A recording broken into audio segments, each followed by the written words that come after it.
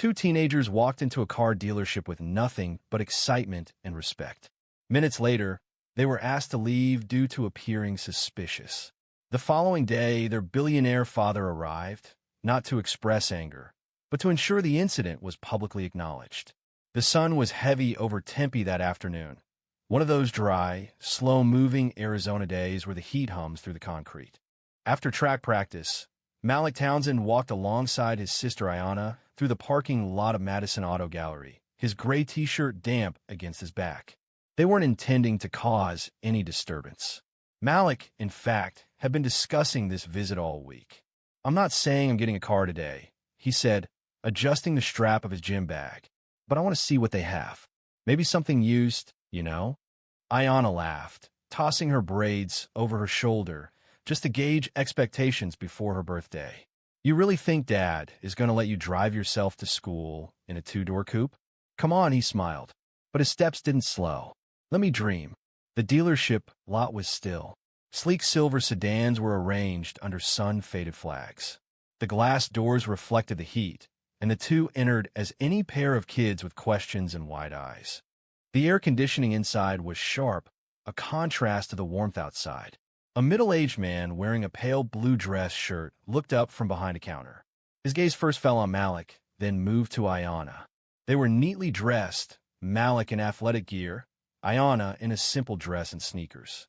Their appearance was unassuming, quiet. Nevertheless, the man rose quickly. "Can I help you?" he asked, his voice concise. Malik, always courteous, approached. "Yeah, just checking out some cars.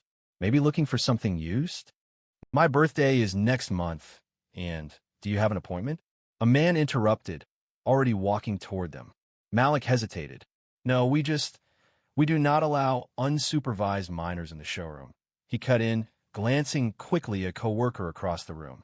"Company policy." Ayanna's face shifted. "We're not touching anything." "Still, this is not a hangout spot." His tone had turned colder now.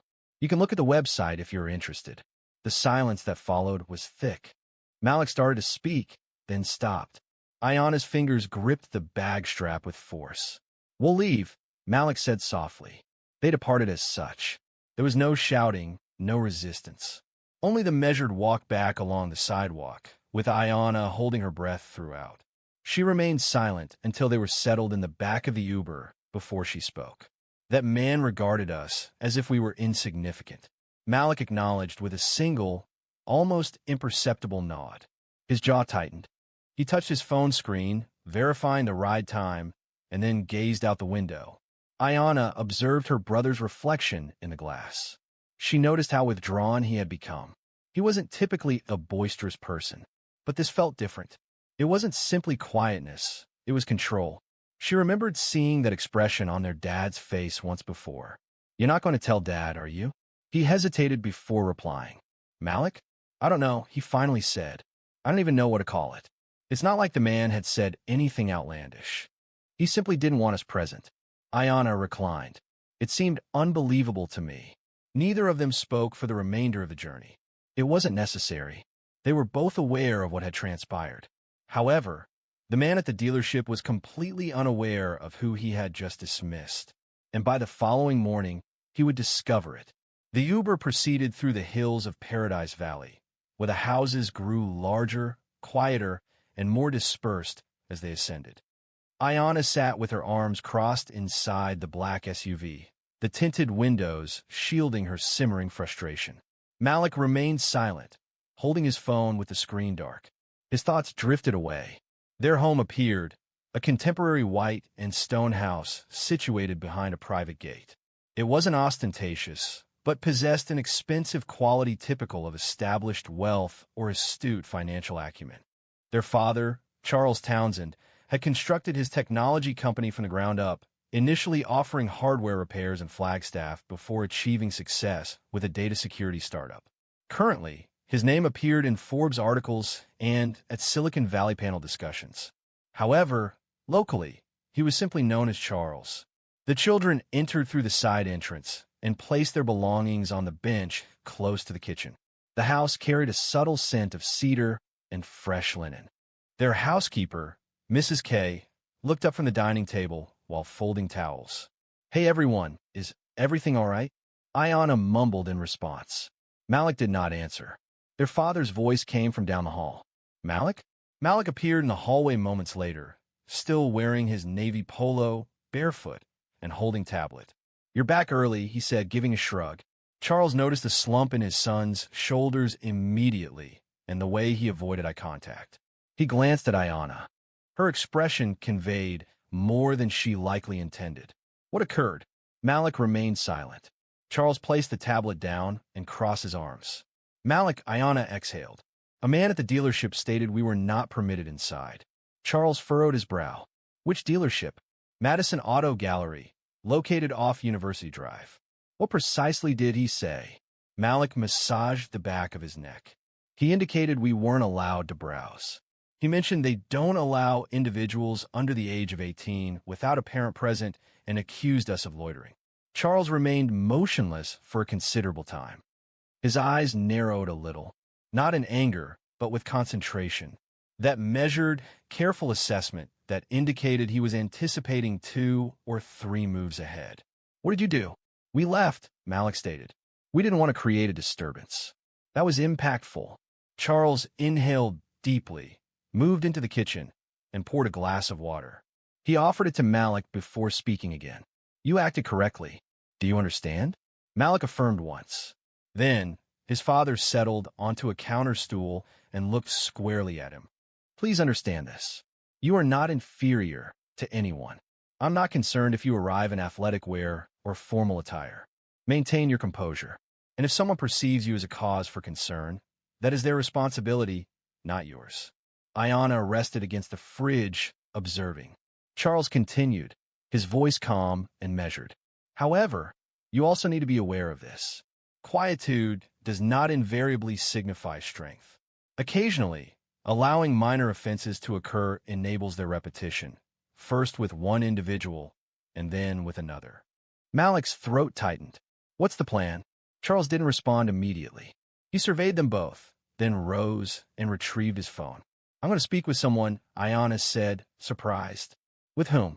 Charles replied, departing the room. The subsequent hours until tomorrow morning unfolded with an unusual calm. There were no shouts, no hurried phone calls. Charles prepared dinner, as always, grilled salmon, asparagus, and rice. They ate together as a family. A change was palpable. It wasn't animosity, it was determination. That night, Malik lay awake, gazing at the ceiling for a considerable time before finally falling asleep. He didn't fully understand what his dad intended with the discussion, but he sensed it would be more impactful than any outburst. Meanwhile, at the dealership, the manager remained unaware that trouble was brewing. Madison Auto Gallery commenced business at 9 a.m. promptly. As early as 8:45, employees began arriving, their keys jingling, coffee cups in hand, and sunglasses still on. The typical Monday routine. Derek Holton, the assistant sales manager, rested against the front desk, sipping his iced Americano and checking his phone. He no longer recognized many of the names of his inbox. Employee turnover was significant. The position offered good compensation for those who could sell, and he was a skilled salesperson. By 9:03, there was one customer in the parking lot. A navy blue Rolls-Royce Phantom shimmered in the Arizona sun. It did not enter a standard parking spot. It did not wait in the rear. It moved smoothly to the front doors and stopped. Initially, no one exited the vehicle. Derek looked at the receptionist, then walked around the desk. Are you expecting someone? He inquired. She replied, her gaze fixed on the car, no. Then, the door opened. A tall man emerged, wearing a dark blazer, sharply tailored slacks, and shoes polished to a mirror shine. He moved deliberately, with composure. Without preamble, he pushed the glass door open and paused at the entrance. Good morning, he stated, his voice smooth yet resolute. I'm seeking a manager. Derek hesitated. I'm the assistant manager. How may I assist you? The man fixed him with a direct gaze. You're not the person I require. At that moment, Kyle Linson, the general manager, emerged from the adjacent office. He was tall, red-faced, and perpetually seemed stressed. Morning, he said quickly. I'm Kyle. What can I do for you? The man retrieved a card from his jacket pocket and offered it. Kyle read the name deliberately. Charles Townsend, founder and chairman. TNS Global. He looked up, a flush rising on his face. Wow, sir. I wasn't expecting," he stammered. "I imagine you weren't either," Charles replied, stepping further inside. "I won't take much of your time." Kyle indicated his office, his eyes briefly darting towards Derek. We could talk in here." But Charles remained still. No need for privacy. This is a public place. "I'll speak briefly." Kyle nodded, appearing uncomfortable. "Naturally. Please proceed." Charles surveyed the showroom. "Yesterday, 2 children entered. One was my son, the other my daughter." Kyle blinked. His throat moved. "I understand. They were informed they couldn't browse, that they should depart, that this establishment wasn't suitable for them." "Sir, we have—" Charles raised a hand. "I'm not here to debate. I'm not seeking a reimbursement. I experienced no loss yesterday. But you did.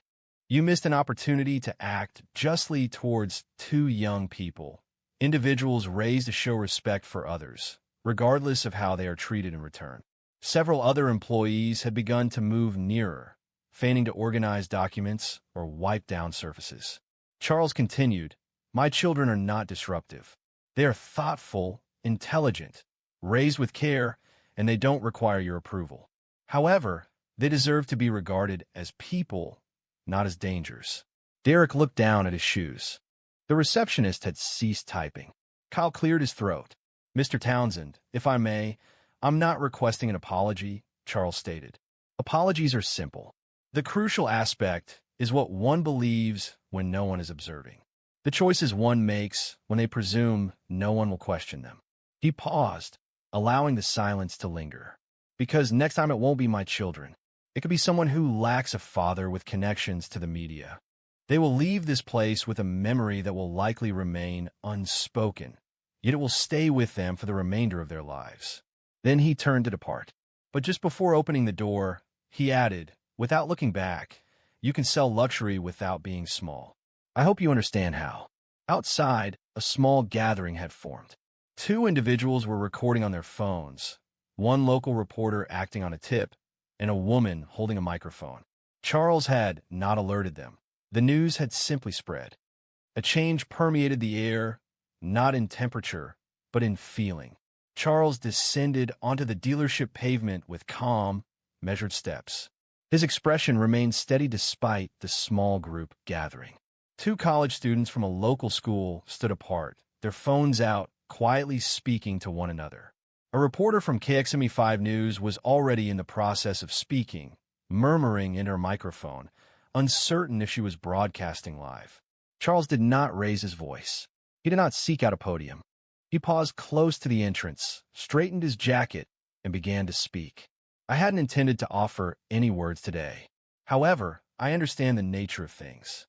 If I remain silent now, another will attempt to voice my thoughts." He raised his gaze, observing the limited faces present. "My son, Malik, and my daughter, Ayana, arrived here yesterday afternoon. They were quiet. They didn't disturb anything. They came here to observe. Like any other young person with a flicker of anticipation and a hope in their heart, his voice remained steady. It wasn't booming, it was gentle. So gentle, it compelled people to draw closer. Yet they were asked to depart. Not for violating a regulation, not for handling something inappropriately, but because someone determined they didn't fit, that they presented an issue before they uttered a single word. The college student clutching the phone released a quiet, trembling sigh. Charles continued, "I've worked my whole life to build something that would last.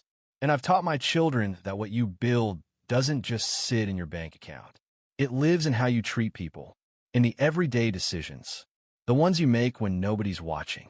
He paused again, not for drama, but because the next words meant something. "Yesterday, someone looked at my children and didn't see who they were. They saw who they assumed they were, and they dismissed them. It's possible to be disrespectful without raising your voice. Sometimes it's about making someone feel diminished in a place they were eager to enter." Behind the glass doors, Kyle stood watching, hands shoved deep in his pockets. Charles glanced over his shoulder briefly, then returned his attention to the people ahead of him. I'm not suggesting anyone should boycott this establishment. I don't endorse that approach. I'm no longer even feeling anger. I am simply weary of observing this recurring behavior. It's deeply troubling to see young people treated as if they've committed crimes before any wrongdoing has occurred. Such experiences leave a lasting impact. Silence allows these situations to persist. Several more people paused on the sidewalk. A delivery person across the street adjusted their sunglasses to observe more closely. I came today because my children should not have been subjected to that kind of treatment, and because I want them to understand that when something is wrong, it shouldn't be ignored.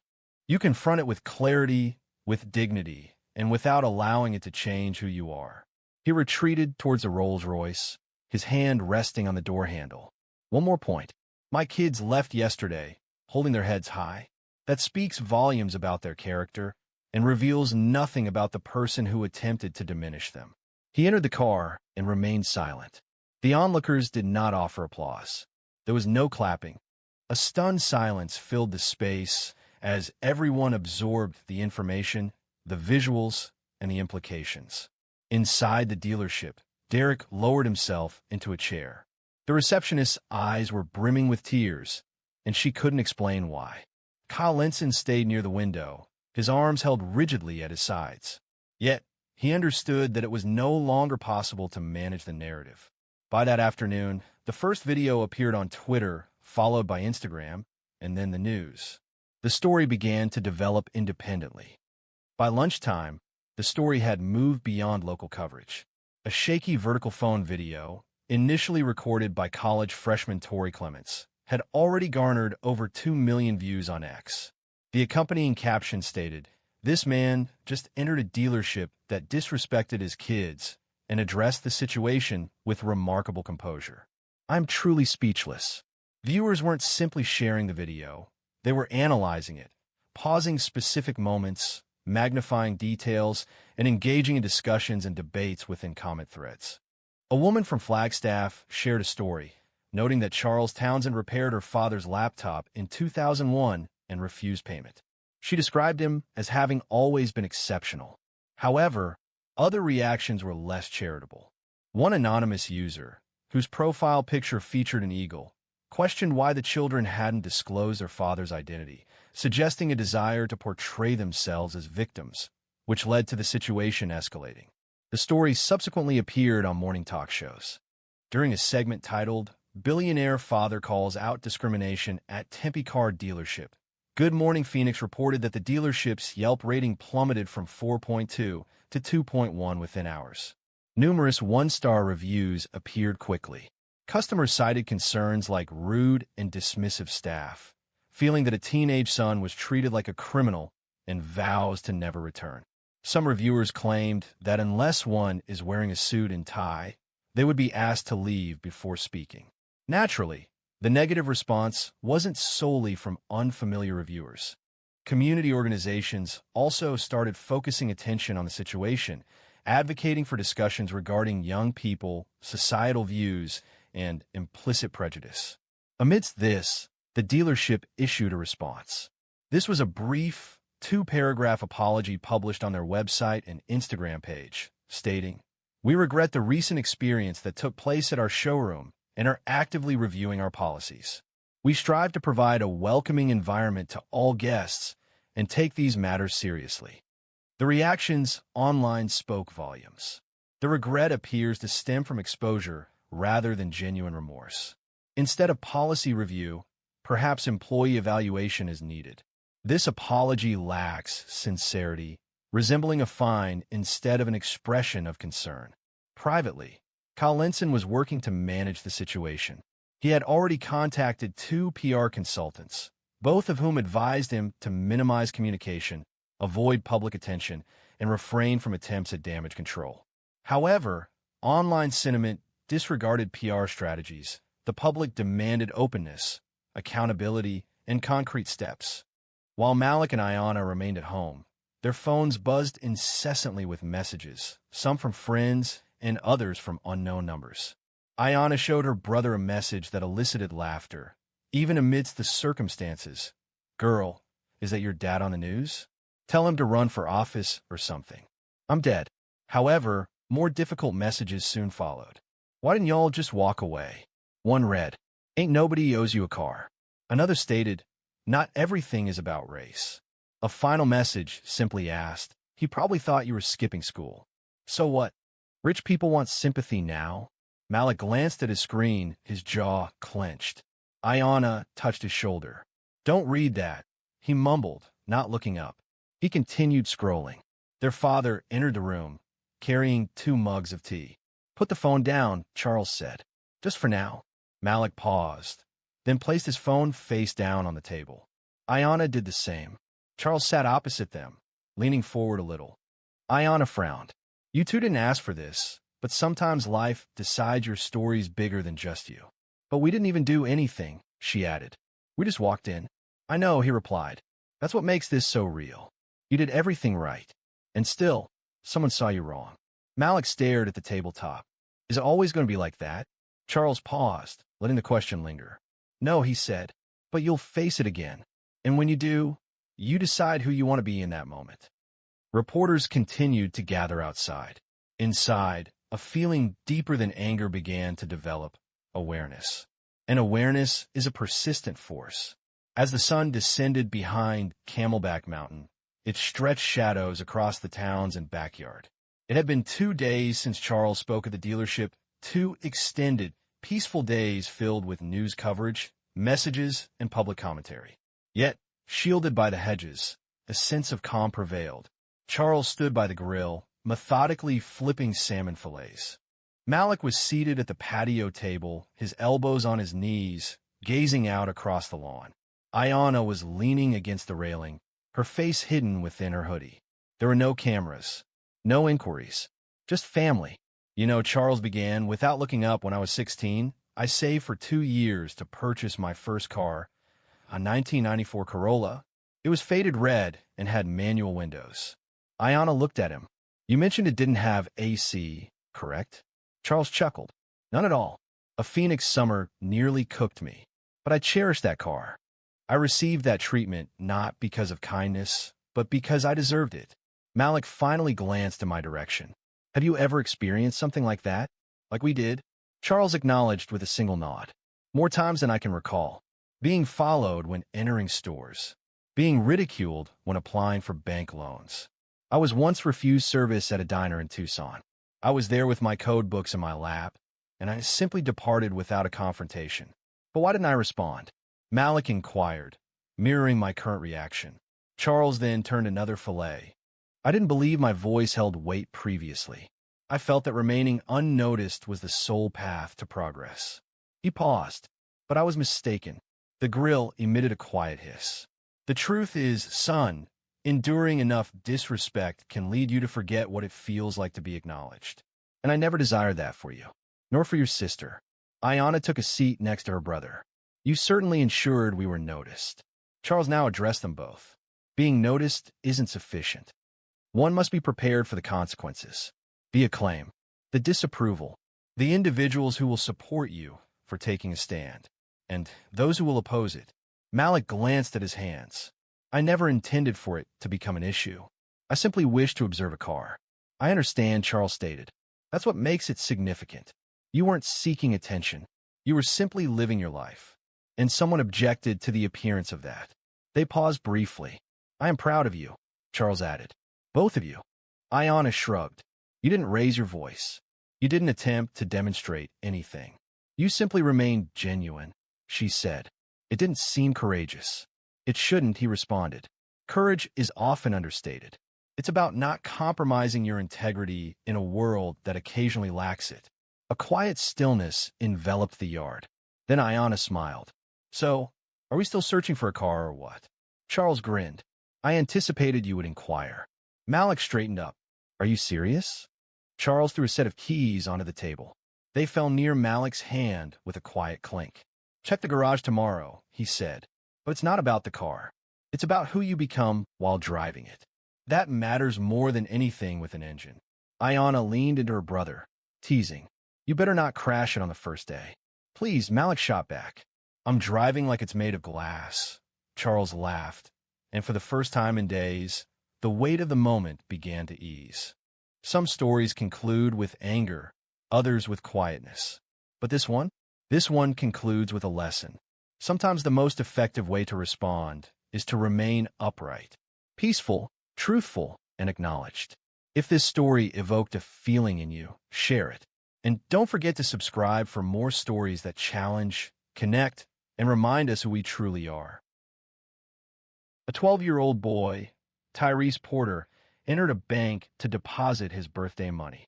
What should have been a proud moment became embarrassing until his mother arrived and altered the situation without raising her voice. Tyrese Porter wasn't typically a nervous child. He was quick with a joke, fast on the court, and intelligent enough to keep up with children 2 grades older. This morning, a clammy feeling gripped his hands, and his breath came in short bursts as he gazed up at the large glass doors of Crestmark Bank on Fremont Avenue in Tempe, Arizona. He had just celebrated his 12th birthday, and this marked his first independent deposit. The envelope within his hoodie pocket contained precisely $220. It was birthday money, a mix of 5s, 10s, and a couple of 20s. Nothing extravagant. For him, this was the culmination of months of effort, supported by Aunt Claudine, Uncle Leo, and his older cousin Ronald, who worked evening shifts at the auto shop. His mother, Dr. Alicia Monroe, had brought him to this location but remained in the car, offering him a final piece of encouragement through the open window. "You got this, baby. Walk in there confidently, as if you belong.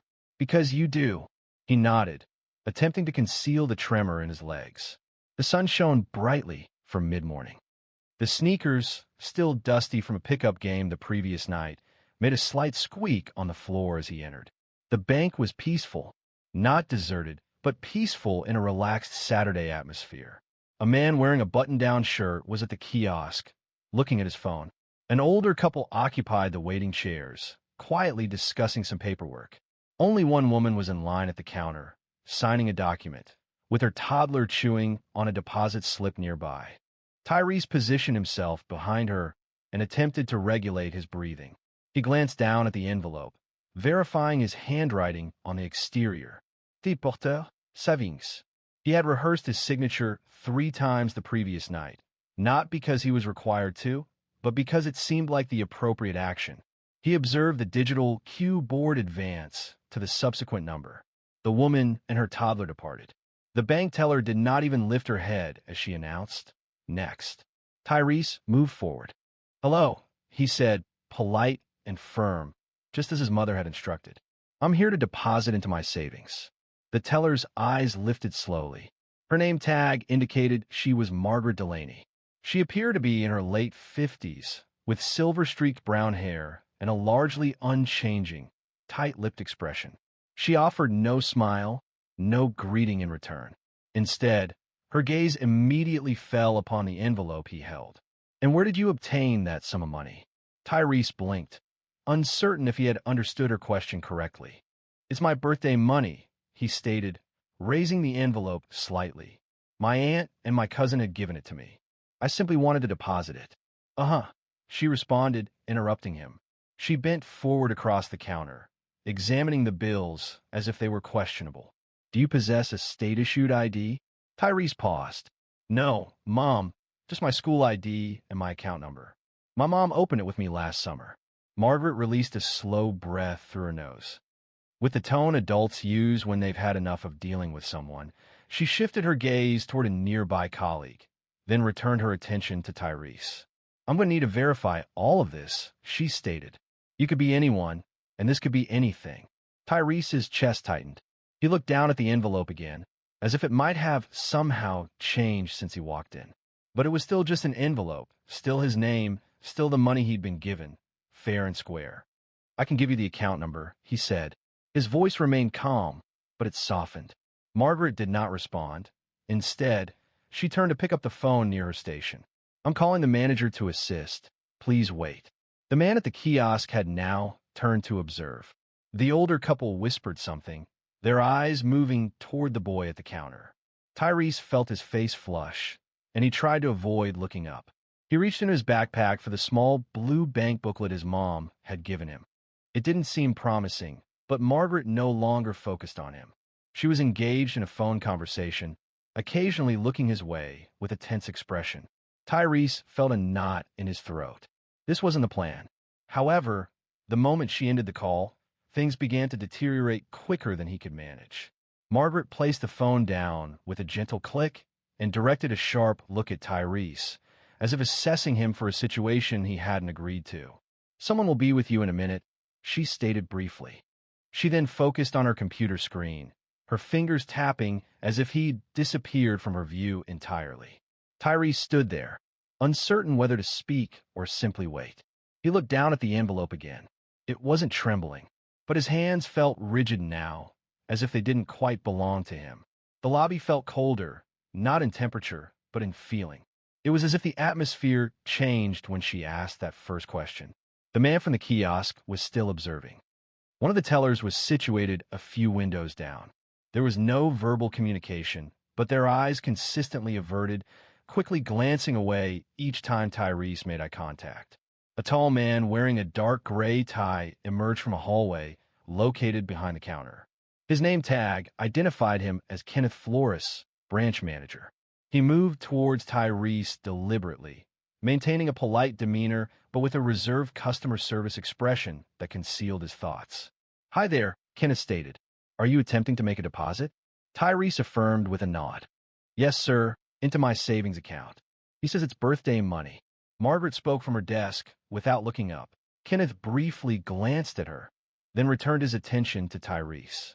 "Do you have an account number on you?" Tyrese provided the small blue booklet and the slip with his account info. Kenneth took them and began typing into a tablet. "I don't have a state ID," Tyrese added, his voice quieter now. "Just school, I'm 12. Kenneth paused for half a second. 12? And you came in by yourself?" Kenneth nodded once. "Yes, sir," his mom said. "Okay, can I take a look at the money?" Tyrese offered the envelope.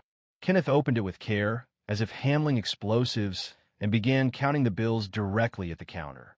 Meanwhile, Margaret commented, "I just thought we should be cautious. You never know these days." Her words felt like a sharp rebuke. Tyrese stopped moving. He wasn't sure if a response was expected. He felt uneasy, but remained still. The issue wasn't precisely her words, but the manner in which she delivered them. It felt as though he was being assessed as a risk, a potential danger, an issue requiring control. Kenneth remained silent, completing his count before turning to Tyrese. 220, correct?" Tyrese confirmed with a nod. "Okay, I need a moment. I'll verify the account." As Kenneth moved away, Tyrese stood still, the envelope no longer in his grasp. A constriction formed in his throat. He resisted the urge to cry, unwilling to do so in the presence of unfamiliar people. He attempted to recall what his mom always said: "You're not the problem, baby. You're the reason someone else gets to grow today." However, at that moment, it didn't feel like anyone was learning anything. A woman a few spots behind in line appeared as though she might speak. She opened her mouth, then simply looked at her phone instead. When Kenneth returned, he handed Tyrese the slip confirming the account and deposit total. "You're all set," he said. "It's gone through," Tyrese whispered, thanking him. As he turned to leave, Margaret quietly added, "Better safe than sorry." The comment wasn't loud, but it was audible. Tyrese halted his departure. His ears burned once more. He desired to leave, yet also felt compelled to say something, anything at all. Instead, he simply reversed direction toward the exit, suppressing the words he couldn't voice.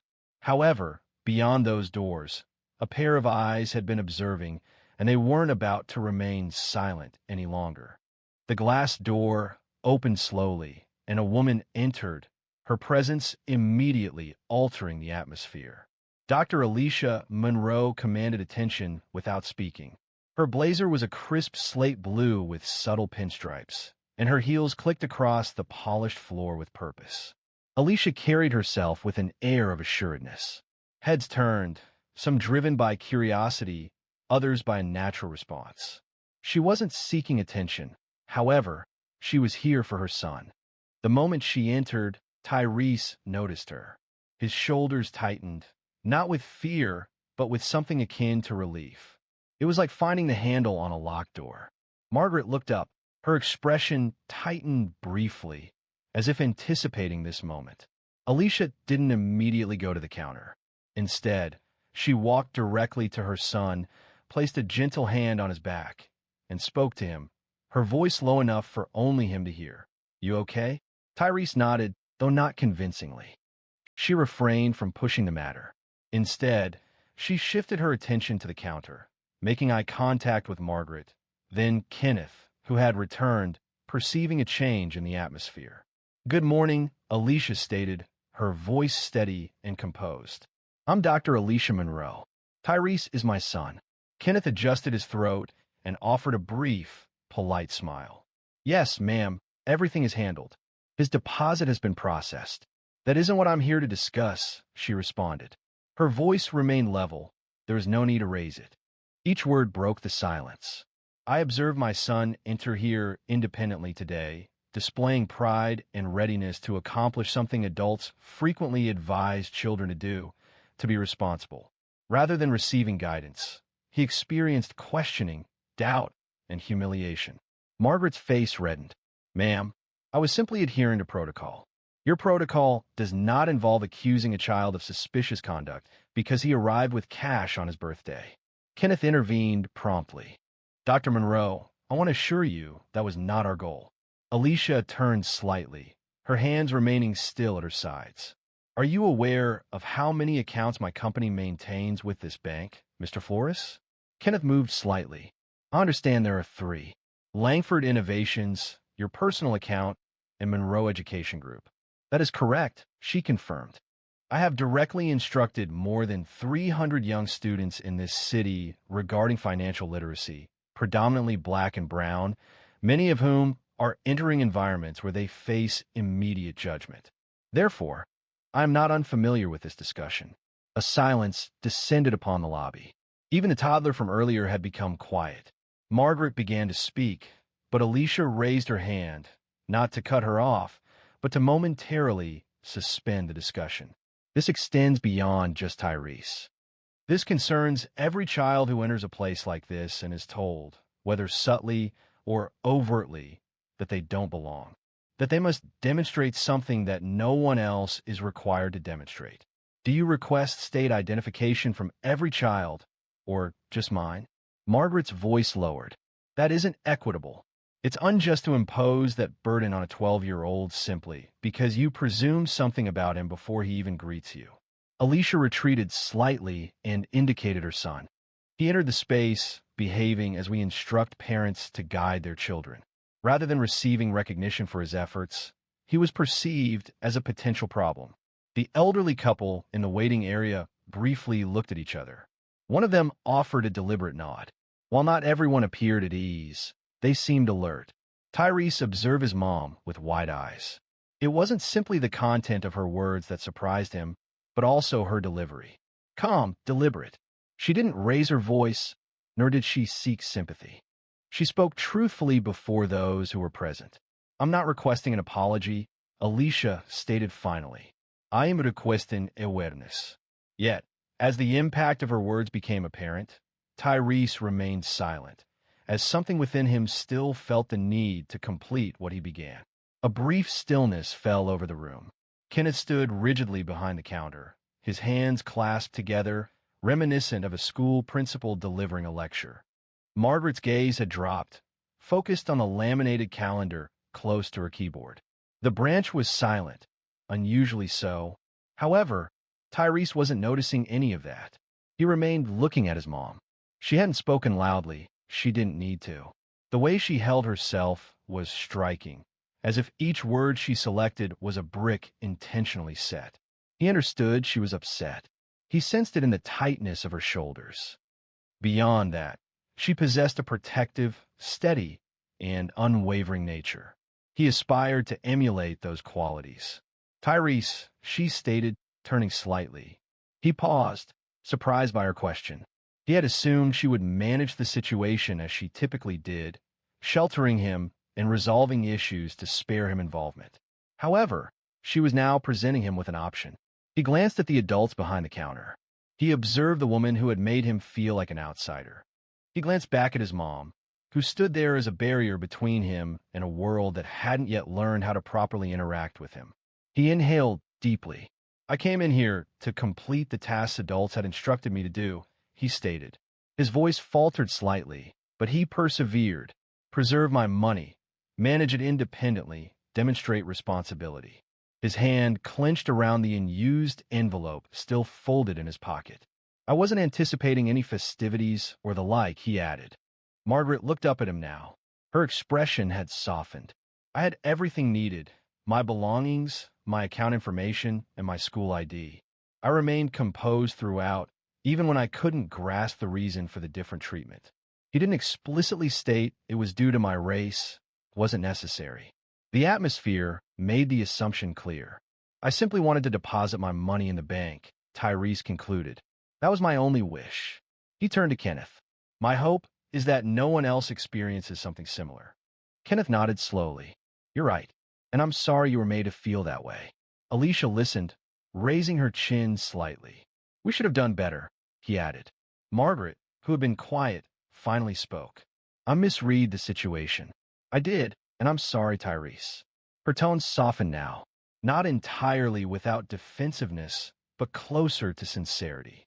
The reason for her words, guilt or understanding, remained unclear, but at least she acknowledged it. Alicia didn't respond immediately. She turned to Tyrese once more. "Ready?" she inquired. He offered a small nod. "Not yet." Kenneth appeared puzzled. "Is there anything else we can do?" Tyrese turned back towards the counter. "Can I make the deposit again?" A moment of quiet followed. Alicia smiled faintly. Kenneth quietly chuckled. "It's already been processed, but we can review it again." Symbolically, Tyrese moved forward and retrieved the blue bank booklet. Kenneth accepted the booklet and retrieved a new deposit slip. "Please complete this one," he said. Tyrese took the pen and wrote deliberately, ensuring a steady hand. He presented the slip, and Kenneth stamped it, acknowledging the action even though it held no practical effect. The focus transcended the numerical entries within the system. It represented a symbolic act of recovering what had been unjustly lost. Margaret observed quietly as Tyrese retrieved the slip, folded it into his booklet, and faced his mom again. "All done," he announced. "Let's go," Alicia responded. Yet her gaze paused briefly. On Margaret, then Kenneth, then the young man her son was rapidly developing. But outside, as they entered the bright Arizona sunlight, an unspoken tension remained between them, something that required discussion before they departed. The parking lot was half full, a typical midday pause where heat waves rose from windshields and voices floated from open car windows. Inside the Monroe sedan, everything was still. Alicia closed the driver's side door carefully. Tyrese fastened his seatbelt, then looked out the window for a few silent moments.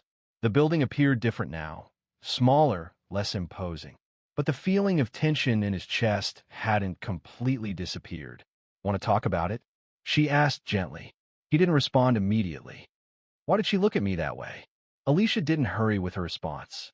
She reclined in her seat and inhaled, as if she's answered this question previously, but not in this manner. "Because she formed an opinion about who you are before you spoke." "That's unfair." "No," she stated. "It isn't." Tyrese glanced at the envelope once more. Still empty. Still neatly folded. "I haven't done anything wrong." "You haven't?" she inquired. Sometimes the world reacts to perceptions rather than reality. Tyrese remained silent. Then a question arose. Would she have requested all of that if I were a white kid? Alicia's jaw tightened subtly. It wasn't anger, but more like a pain she'd learned to carry so well that it didn't always surface. She responded no. Probably not. They contemplated that reality for a time. It was an uncomfortable feeling. It wasn't meant to be pleasant, but it was truthful. I felt lost for words at that moment. Tyrese spoke softly. "I believe that expressing frustration would only exacerbate the situation." Alicia turned to him. "You performed precisely as expected. You remained composed. You voiced your thoughts when prepared, and you presented the truth." Tyrese made eye contact with her. "You did not appear displeased that I initially remained silent." She shook her head. "No, I felt admiration for you. I still feel admiration for you." He nodded slowly. The tightness in his shoulders began to lessen slightly. Alicia adjusted her seatbelt and focused on the road ahead. This is the reason I encourage you.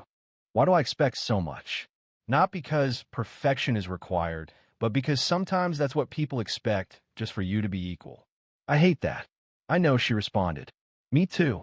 A beat passed. I wanted her to feel embarrassed, Tyrese said. I wanted her to feel small. I get that, she said. But the goal isn't to shrink people down. It's to open their eyes. Let them carry what they've done, so they can choose to do better next time. But what if they don't? Then that's on them, not on you. Tyrese rested his head against the seat. She didn't offer an apology until you arrived. Alicia observed her son, speaking softly. Occasionally, individuals only behave properly when they understand that the person they are disregarding possesses influence. It isn't correct. However, it occurs. She ought to have treated me with respect from the beginning. Agreed. They remained silent for a brief period. A vehicle parked 2 spaces down, and a woman emerged with a boy, approximately 5 or 6 years old, clutching a plastic coin bank. Alicia offered a small smile. Notice that? Another parent guiding their child in learning about money. Tyrese gazed out the window. I hope he isn't subjected to the experiences I faced. I hope someone like you is present when he arrives. That comment brought a smile to Tyrese's face for the first time that day. He looked at his mom. Do you believe I made a positive impact today? Alicia hesitated. I believe you accomplished something few people would do. You entered there with pride. You exited with your dignity. And along the way, you compelled people to confront their own reflections. He gazed back at the building. Next time I visit, I desire to go alone again. Alicia smiled. That's wise. As she inserted the key into the ignition, there remained one more lesson Tyrese needed to grasp. Something she'd withheld since the moment he entered that bank. The car emitted a quiet hum as Alicia turned the key, but she paused before driving away. Her hand rested on the gear shift, her fingers still for a moment. There's something I didn't tell you, she said, her eyes fixed forward. Tyrese looked over. About what? About that bank? About Margaret. He waited. I've been there before, she said a few months ago. I was opening a secondary business account, and she was the one who helped me. Tyrese blinked. Seriously? She wasn't rude, but she wasn't warm either. She recalled thinking she was distant, like she had somewhere more important to be. I dismissed it as a difficult day. He frowned. So, were you already aware of her behavior? Alicia nodded. I suspected something, but I didn't anticipate you experiencing the most significant impact. Tyrese glanced out the window again, his jaw clenched. Do you believe she acts this way toward other children? I'm unsure, Alicia responded. However, I recognize what prejudice appears as, masked by a smile or its absence. Tyrese settled back in his seat. He felt frustration, not anger, towards his mom, but rather a burden from the complexity that had enveloped something seemingly straightforward. I don't understand, he murmured. People frequently advise doing the right thing, saving money, being polite, and arriving punctually. Then this occurred. Alicia glanced at him. That's because doing the right thing doesn't always guarantee reciprocal treatment. However, it does mean you're developing something irreplaceable. What's that? Character and memory. The kind that remains with you, so when another child experiences it, you'll know precisely how to react. He paused briefly. Then, will this not be the last instance of this kind of event? Alicia slowly shook her head. Likely not. Tyrese breathed deeply through his nose. That's good, she smiled gently. But next time, the impact won't be the same. You'll be prepared, and perhaps the people around you will be more capable too, because you compelled them to confront something they wish to avoid. He examined the envelope, repeatedly opening and closing it as if it were origami. Then he stated, I still want to do it properly. The deposit? You already completed it, she responded, looking at the booklet in his lap. No, I mean return another day. Enter, complete the form, hand it to someone who shows me respect. Alicia's smile widened. You want to repeat the process. I want to conclude things correctly. He said it without pause. Alicia nodded slowly. We will do that when it's convenient for you. Tyrese straightened up. When I do, I won't question my decisions. I'll walk in as if I'm meant to be there, because you're meant to be, she said. You always have been. Don't allow a single moment to diminish you. He considered those words briefly. Afterward, he opened the glove box, placed the envelope inside, and secured it definitively. There's no reason to keep something that's meaningless. She lifted an eyebrow. Are you certain? Yes, I believe I've just made the most significant contribution already, she chuckled. A quiet feeling originating deep within his chest. You truly are your father's son, she remarked. Tyrese smiled. I say that when I'm being clever. You say it when I'm being wise. They departed the parking lot gradually, the bank receding behind them. As the car joined the main road, Tyrese looked down at the deposit booklet one last time before placing it into his backpack. The numbers were visible. However, the most significant aspect wasn't documented. He had acquired it without spending any money. However, before the day concluded, Tyrese had one final statement. It was a truth not found in formal education. They were midway back when Tyrese spoke again. His tone was even, yet his delivery prompted Alicia to look at him. You ever feel tired of having to prove something every time you walk in a room? She didn't respond immediately. The road stretched ahead, flat and unobstructed, the Arizona sun drawing distinct shadows across the dashboard. She understood the importance of thoughtful replies to questions like that. Constantly, she observed Tyrese focused on his hands. I didn't even do anything wrong, he stated. Yet it felt necessary to justify herself, even for a simple deposit. You did, she confirmed. And that's what makes you remarkable in a positive sense. You entered with honesty and departed with your dignity. You refused to allow them to diminish it. He remained silent for a period. Then, he expressed a desire to not feel anger constantly. You don't need to, she responded. Anger isn't the objective, it's a signal. What follows is what holds significance. Tyrese inclined his head, seemingly contemplating her words. So, how should I handle it? She asked. You must bear it constructively. Allow it to refine you, not to make you unyielding. He nodded, as if processing her advice. Alicia stopped at a gas station, needing to purchase a bottle of water before completing the drive. Stepping from the car, she lightly tossed her keys into Tyrese's lap. Lock the doors if you need to. I won't be long. She then entered the store. For the first time that day, Tyrese found himself alone. This time, he had only his thoughts. He glanced down at the keys, then looked back at the parking lot. It wasn't about the bank anymore. It was about the way people viewed him before he even had a chance to speak. About how his mom had faced challenges he hadn't known existed until today. He felt a sense of needing to stand with more confidence, to shoulder a greater burden, despite the unfairness of it. The car door made a sound as Alicia came back with a chilled bottle of water. She gave it to him silently, returned to the driver's seat, and fastened her seatbelt. Tyrese unscrewed the lid and drank. You know, he said, placing the bottle down, I believe the most difficult aspect wasn't her asking all those questions. It was the expression on her face, as if I wasn't worthy of being present. Alicia nodded thoughtfully. That's the method they employ to make you vanish, she said. Not through words, but through uncertainty, through silence. With that expression, he continued, his voice gaining strength, but I didn't vanish. No, you didn't. She reached out and briefly squeezed his hand, adding, and you won't. Not now, not ever. The remainder of the drive was completed in near silence, but it was a silence that felt substantial, not devoid of meaning. As they arrived at the driveway, Tyrese moved forward and gazed at her.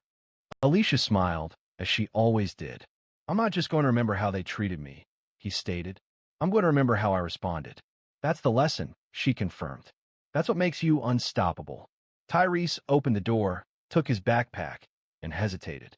I think next time, he said, I'll bring someone else with me, such as Jordan or Micah, and teach them how to manage it as well. Alicia's face brightened. That's what leaders do, she said. Tyrese offered a small, assured nod. So, I suppose I'm a leader now. He stepped out into the sun, and this time his footsteps didn't sound nervous or unsure. They sounded like someone who knew exactly where he was going. If this story resonated with you, even in a small way, please don't just scroll past. Share it, discuss it, because every child like Tyrese deserves to enter the world with confidence. And if you're still reading, please subscribe. There's more to come. He ridiculed her speech, her attire, and even her willingness to voice her opinions. Yet, she remained composed, initiated playback, and observed the legal system expose him live. Danielle Riggins, having experienced much in her 42 years, recognized inconsistencies. The citation affixed to her windshield near the community center in Macon, Georgia, wasn't simply irritating, it felt targeted. She studied it briefly, peering at the listed offense. A citation for failing to yield in a pedestrian zone was received. However, she was not in the vehicle at the time of the alleged violation. Her Honda had been parked legally in front of the building while she was inside, leading a workshop for at-risk teens. She sighed, placing the paper into her bag. Danielle dedicates long hours as a youth counselor, providing assistance to kids who'd experienced hardship and lack sufficient support. Her financial status is modest. She is far from wealthy. Her profession consumed her, and with raising her teenage daughter and guiding children who resembled her younger self, her time was scarce. A penalty like this was more than just disappointing, it significantly impacted her schedule. However, it wasn't primarily about the financial burden. It was about the underlying issue of fairness. The subsequent evening, she sat at the kitchen table with a cup of mint tea and the citation before her. Her daughter, Aaliyah, was completing homework in the vicinity. "You're really going to fight it?" Aaliyah inquired, looking up from her textbook. Danielle chuckled quietly. "Yes, I'm weary of allowing things to pass." Aaliyah reclined. "Do you believe they will truly hear you?" Danielle paused, not responding immediately. She simply gazed out the window for a moment before replying, "I don't require them to listen. I need to be present and proceed according to my conditions."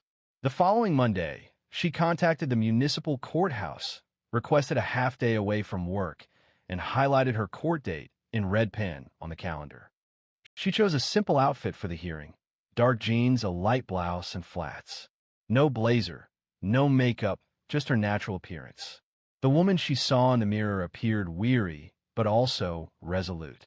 As she prepared to leave, she placed her phone in her back pocket, activated the voice memo app, and began recording. It wasn't an expectation, but a habit formed by experience.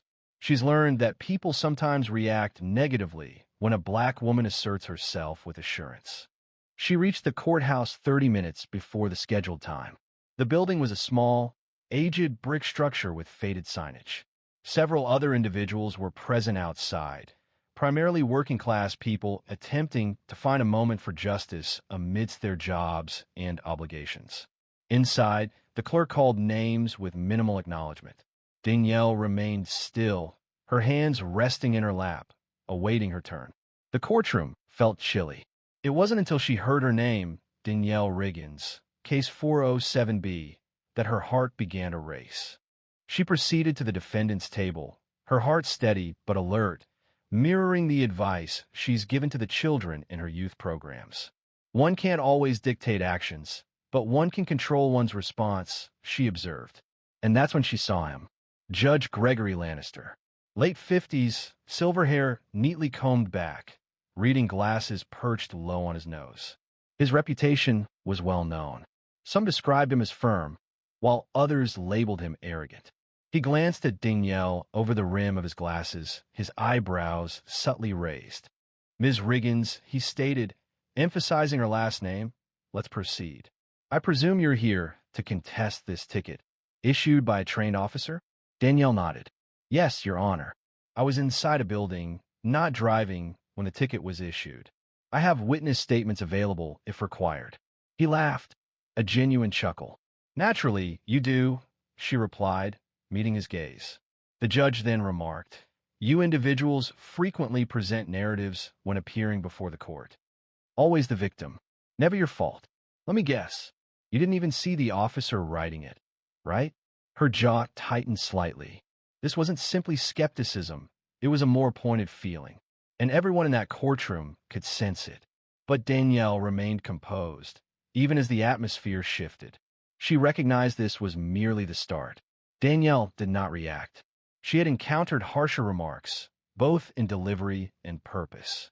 However, hearing it from a judge in a courtroom populated by strangers carried a distinct discomfort. A heavy silence filled the room. People avoided reaction, though several eyes moved between her and the bench. Even the bailiff appeared uneasy. "Your Honor," Danielle stated, maintaining a calm voice, "I have proof I was inside. A sign-in log from the youth center. It displays my name and timestamp." Judge Lannister reclined in his chair and smirked. "You believe a log anyone can write improves anything? That's cute." A few quiet gasps arose from the back. Danielle noticed them. She also heard her heartbeat in her ears. But she remained focused. She wasn't present to be liked. She was present because she understood what was correct. "I'm simply requesting the citation be reviewed in light of the facts," she replied. "Oh, the facts," he mocked. "Well, let me tell you the facts. I've been doing this for over 20 years. I've seen all the angles. You people always want the rules bent when they don't go your way." The words landed like slaps. Not just the content, the way he said them. He treated her as if she were a child occupying his valuable time. Danielle remained silent. A response wasn't necessary. He examined her citation once more, leafing through several pages. "What is this?" he inquired. "You didn't even secure legal representation?" "No," she replied, her voice calm. "I am capable of representing myself." A brief, sharp laugh escaped him. "Naturally," he said, turning to the clerk. "Next time, we'll mandate representation. Perhaps that will eliminate the theatrics." A woman seated towards the back, middle-aged and white, holding a traffic ticket herself, noticed Danielle. She appeared stunned and visibly uncomfortable, quickly averting her gaze when Danielle's eyes met hers. Danielle paused, composing herself. She hadn't intended to confront authority, yet she wouldn't allow her dignity to be disrespected. "Your Honor," she began, carefully selecting each word, "I'd like the court reporter to read back your comments." The effect of this request was palpable, noticeably shifting the atmosphere in the room. Judge Lannister blinked. "Please repeat the last few remarks for the record." The court reporter, a young man named Vince, shifted in his chair. "Mr. Tiller," the judge snapped. "We don't have time for this. Just proceed." Danielle remained still. "Then I will replay it myself." She retrieved her phone from her back pocket. Several people in the gallery leaned forward, curious about what was about to happen. "Ms. Riggins," the judge stated, her voice now firm, "recording in a courtroom is a violation." "I recorded myself, not the proceedings," she responded softly. "It's legal in this state, particularly for personal safety." She indicated the screen. Her own voice played back, quiet and steady. Then his voice followed. Every word was audible. "You people always come in here with stories. That's cute." The statement reverberated in the room, seemingly as if the ceiling had split open. Judge Lannister's expression changed, initially showing confusion, then irritation, and finally something akin to fear. He leaned forward. "That recording is out of order," he stated. "No, sir," Danielle said quietly. "What you said was out of order." A low whistle escaped someone in the gallery, quickly stifled by a hand covering their mouth. The bailiff moved forward but refrained from touching her. He remained silent, positioned between the two, uncertain of his next action. Danielle returned the phone to her pocket. She didn't smile. She didn't appear smug. But she looked directly at the judge and didn't blink once. He lifted his gavel but didn't strike it. His eyes moved towards the court clerk, then to the bailiff. For a fleeting moment, he seemed to lose command of the room. However, the significant change didn't occur until the recess was called. That's when activity began behind the scenes. The judge announced a 15-minute recess, and the courtroom began to clear. Danielle rose, murmured, extended her limbs. Danielle remained seated. She wasn't finished. Her hands were still, fingers softly intertwined. She showed no tremor. Her composure wasn't rooted in fear. It was a calculated approach. She's worked with numerous children who were disadvantaged by systems that fail to hear them. She consistently advised them to record everything. Even quietude can serve as proof. Now, it was her turn to act on her own counsel. She retrieved her phone once more, this time to initiate a call. Danielle reviewed her contacts and selected one named Ethics Board Local, a number she had saved years earlier following a school board hearing involving one of her students. She hadn't anticipated needing it personally. A woman responded, stating, Judicial Oversight Office, South Georgia District. This is Ms. Carla Shep. How can I help? Danielle maintained a low, calm, and professional tone. Milisegon Shep. My name is Danielle Riggins. I am presently located at the Macon Municipal Courthouse, Room B. I have just experienced inappropriate conduct from a sitting judge. I possess an audio recording that potentially constitutes judicial misconduct. There was a pause on the line. I see, Ms. Shep stated slowly. Are you presently inside the courtroom? We're on recess. 15 minutes, give or take. Could you briefly describe what occurred? Danielle recounted the events accurately. Her summary contained no exaggeration, only factual details. The judge's comments, including mockery, the denial of the court reporter's request to read back the transcript, laughter, and dismissiveness were concerning. She stated, I have a voice memo of the remarks. I didn't record the courtroom, just my own audio. This is legal under state code, 16 to Order 11, 62. A pause followed, then the statement, Ms. Riggins, I'd like to escalate this to a supervising judicial officer. Can you remain in the courthouse? Her response was yes. The concluding words were, I'm dispatching someone now. Danielle ended the call, placed her phone in her purse, and released a quiet breath. She anticipated no accolades. She hadn't even expected victory, but she wasn't retreating. A young man, in his early 20s, visibly anxious and restless, approached her from across the room, waiting for his own case. Ma'am, he murmured, that was incredible. What you did required considerable bravery. Danielle offered a courteous smile. It's not bravery when it's simply the truth. He nodded swiftly and retreated. Several others glanced in her direction, not with sympathy, but with interest. Something was different. They sensed it. 10 minutes elapsed. People began returning to the courtroom. The judge was delayed. The clerk appeared anxious. Then the door beside the bench opened, but it wasn't Lannister who entered. A tall woman in her early 60s, dressed in a tailored gray suit with short platinum hair and sharp eyes, appeared.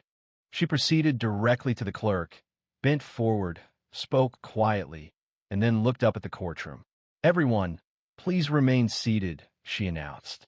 A murmur spread through the room. Judge Lannister will not be returning to the bench this morning. Danielle remained still. I am supervising Judge Merrill Vaughn, and I will be taking over this docket. She paused. Before we continue, I need to speak with Ms. Riggins privately. Please follow me, ma'am. Danielle stood, straightened her bag, and followed Judge Vaughn through the side door. The hallway felt narrow and was still. Judge Vaughn guided her into a small conference room and shut the door. I have listened to a portion of the recording, she stated without taking a seat. I'm also informed of a previous complaint against Judge Lannister. These details might support an active inquiry. Danielle remained motionless, observing her. I must ask, Vaughn proceeded, will you sign a sworn statement and present the recording as proof? Yes, Danielle responded without pause. Judge Vaughn nodded once. Unbeknownst to Danielle, her voice, recorded during a moment of quiet self-preservation, was poised to trigger events exceeding the expectations of anyone present in that courthouse. Danielle re-entered the courtroom, with Judge Vaughn immediately following. The atmosphere had noticeably changed. Conversations were subdued, and expressions were more attentive. Several individuals who had previously disregarded her were now attentive, observing her with what appeared to be respect, or perhaps curiosity. Regardless of the nature of their attention, she perceived it, yet remained composed. She returned to her seat at the defendant's table as Judge Vaughn approached the bench and addressed the court clerk. Proceeding with Case 407B, she announced, Ms. Danielle Riggins is present. Judge Lannister is officially recused pending review. The announcement settled over the room with a sharp impact. It wasn't simply a brief absence. The judge was gone, and seemingly without return. The thought remained unspoken, yet palpable. Danielle remained still, awaiting further instruction. Judge Vaughn examined the citation and Danielle's accompanying paperwork. This included the witness statement, the center's login sheet, and even a timestamp text she had sent to her supervisor when she arrived that day. The judge looked up. "This is thorough, Ms. Riggins. You're clearly someone who values evidence." Danielle nodded once. "Working with young people, I've observed firsthand how things can unravel without proper preparation." There was a slight hesitation before Judge Vaughn responded. "It's a lesson more people should adopt as they mature, a subtle acknowledgement passing between them. It wasn't friendship. It wasn't sympathy, simply recognition. One woman seeing another who chose not to compromise." Judge Vaughn turned the citation over, wrote something, and gave it back to the clerk. "This citation is voided," she stated. Ms. Riggins was released. Danielle did not smile. She merely collected her belongings. However, before she could leave, the judge stated, "For the record, your behavior in this courtroom, considering the situation, was remarkable. You maintained composure and dignity despite an unfortunate series of events." Danielle then permitted herself a brief, weary smile. "Thank you," she said. She departed the room as silently as she had arrived. But the atmosphere outside was altered. The hallway was filled with a palpable sense of unease. A courtroom aide, a young woman wearing dark-rimmed glasses and speaking with a hesitant tone, softly stopped Danielle near the exit. "Are you the one who recorded him?" she inquired, her eyes widening. "I am," Danielle responded. The aide looked around before saying, "You weren't the first. But you might be the one who finally got them to act." Danielle raised her eyebrows a little. "Others tried. There have been complaints," she murmured. "But nothing ever stuck. Either no proof or no follow-through. It was difficult to gain traction until someone possessed the courage and the evidence." Danielle remained silent. She felt no need to speak. Stepping outside, she inhaled deeply. The air seemed heavier than normal, not due to the weather, but because of the events of the past hour. As she approached her vehicle, her phone vibrated in her pocket. A new voicemail had arrived. She pressed play. "Ms. Riggins, this is Agent Walt Desmond with the Georgia State Commission on Judicial Conduct. An initial recording from a Macon courthouse arrived this morning. We need to discuss a possible behavioral pattern concerning Judge Gregory Lannister. Please return our call at your earliest convenience." Danielle rested against the car door. Her intention wasn't to discredit a judge. She came to contest a traffic ticket. However, the truth unfolds according to its own schedule. And occasionally, when you voice a concern, you may inadvertently represent the interests of many others.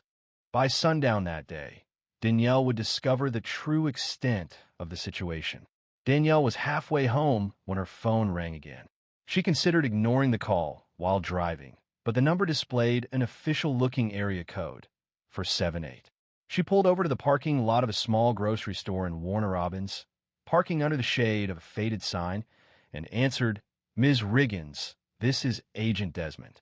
Thank you for returning the call." His voice remained calm, but was precise, a person who carefully considered words before speaking. "We reviewed the audio," he continued, "and it's clear. Furthermore, it corresponds with prior grievances against Judge Lannister submitted during the last 3 years. Your testimony could be crucial in initiating an internal ethics review that has been delayed." Danielle tightened her grip on the steering wheel with her free hand. "What are the next steps?" she asked. "There was more," Desmond added. "An anonymous tip arrived this morning, shortly after your complaint was released on the internal channel. The tip contained financial records associated with Judge Lannister, including offshore transfers, unauthorized reimbursements, and a concerning pattern of rulings in favor of contractors with ties to a private law firm in Augusta." Danielle paused, visibly surprised. Could this be criminal corruption? Affirmative. And with this development, the situation extends beyond a simple personnel issue. It may involve criminal activity. She didn't respond immediately. Desmond continued, "You've already accomplished a lot. If you are willing, we might require a statement. You wouldn't be obligated to testify unless the investigation becomes more serious, and you would receive legal assistance throughout the process." Danielle breathed out, "I will do what is necessary." "Understood," he replied. You'll be contacted by one of our ethics advisors by end of day. Thank you, Ms. Riggins. You've made more of a difference than you realize. The call concluded. Danielle remained still in her car for a few minutes, the quiet sound of faraway traffic forming the backdrop. She wasn't certain whether she felt fear or power, perhaps a combination of both. She didn't share with Alia immediately, not due to concealment, but because she needed some time to process it herself. Later that evening, following dinner, as Alia cleaned the dishes, she inquired, "So, how did it go?" Danielle offered a small smile, wiping her hands on a dish towel. "Let's just say I believe the judge won't be processing many more tickets." Alia grinned. "You didn't strike him, did you?" Danielle laughed. "No, darling, but I made my point." The television played the local 6 o'clock news in the background. Danielle wasn't truly paying attention until the anchor delivered news that caught her focus. Breaking. A municipal judge in Macon is currently suspended from their position while an investigation proceeds regarding claims of misconduct. These allegations include discriminatory behavior and potential ethics violations. Alia accidentally dropped a dish into the sink. "Wait, is that him? Is that your judge?" Danielle asked, slowly sitting down. "Looks like it," she replied. The anchor reported that sources verified the investigation began following a complaint filed earlier today by a local resident, an action that has now initiated an internal review of the judge's prior decisions. Financial documents, sent anonymously to the State Oversight Commission, seem to indicate connections between the judge and several private developers who have received advantages from his rulings. Alia looked at the screen, then at her mother, asking, "You really did that?" Danielle looked at her. "I didn't do all that. I just said something. The rest have been waiting to come out." Alia's face softened. "I'm proud of you, Mama." Danielle touched her daughter's cheek gently. "It's not always about being loud. Sometimes it's just about refusing to stay quiet." Her phone buzzed again, this time a text. New voicemail 1 minute long. She hit play. "Ms. Riggins, this is ADA Kendra Malloy from the Bibb County District Attorney's Office. Thank you for providing the recording. Judge Lannister was taken into custody this afternoon for questioning. Currently, the ethics violations are under formal review and criminal charges are being considered. We would appreciate the opportunity to speak further with you if you are available. Please contact me at your convenience." Danielle observed the screen, then looked up. Alia was watching her, eyes wide. "What now?" she asked. Danielle shook her head. "Now, I will call them back." Unbeknownst to her, a significant number of individuals would come forward in the days following, spurred by her resolute stance conveyed through a voice memo and unwavering resolve. Within 48 hours, Danielle's name circulated discreetly among legal offices, community groups, and even local newsrooms, not as a figure of fame, but as an emblem. She had not sought any of this recognition. She continued going to work, continued picking up Alia from school, and continued reminding the boys at the youth center to keep their pants up and their heads higher. However, things around her began to change. The first indication arrived the following week when Pastor Reuben Fields, who ran a coalition for court reform in Central Georgia, called her during her lunch break. "You don't know me, Ms. Riggins," he began, "but I've known about you since Tuesday. What you did. It wasn't insignificant." Danielle was in her car outside the community center, with a half-finished sandwich on her lap. "I didn't do it for attention." "I know," he stated. "That's why people are paying attention." He requested her to speak at a future town hall. A simple request, just a few words about resilience, about respect, about not allowing authority to dominate individuals who are not always able to retaliate. She paused, but ultimately consented. That evening, Alia assisted her in choosing her outfit. Danielle requested a simple event. Alia playfully suggested, while playfully tossing her a colorful scarf, that someone might capture the occasion for Instagram. "Might as well look unbothered and cute," she said. The town hall was unassuming, with folding chairs, plastic tablecloths, a few trays of donated cookies, and sweet tea. Danielle chose not to bring notes. She stood before approximately 50 people, hands by her sides, and spoke as if addressing one individual. "I didn't record that judge because I wanted to take him down," she stated. I acted because I'd witnessed too many deserving individuals disregarded, and I refused to suffer a similar fate, the audience acknowledged with nods. Several individuals dabbed their eyes. As she concluded her statement, the attendees rose to applaud.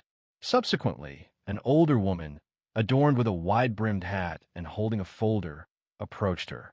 She identified herself as Geraldine Baker, a retired schoolteacher.